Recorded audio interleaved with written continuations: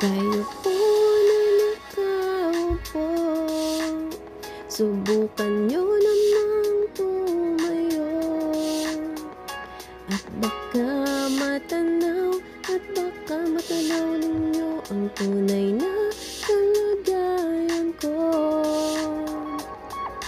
Tao po, nandyan po ba kayo sa loob ng malaking bahay at malawak na bakuran, mataas na pader, pinapaligiran at nakapilang mga mamahaling sasakyan, mga bantay na laging bulong ng bulong, wala namang pasal pero marami ang nakabarong, lumakas man ng ulan ay walang butas ng bubong, mga plato at kutsara na hindi kilala ang tutong, at ang kanin ay simputi ng gatas na nasa kahon, at kahit na hindi Pasko sa lamesa ay may hamon. Sarap sigurong maniran sa bahay na ganyan, sabi pa nila ay dito mo rin matatagpuan ng tao na nagmamay-ari ng isang upuan na pag may pagkakataon ay pinag-aagawan, kaya naman hindi niya pinakakawalan, kung makikita ko lamang siya ay aking sisigawan.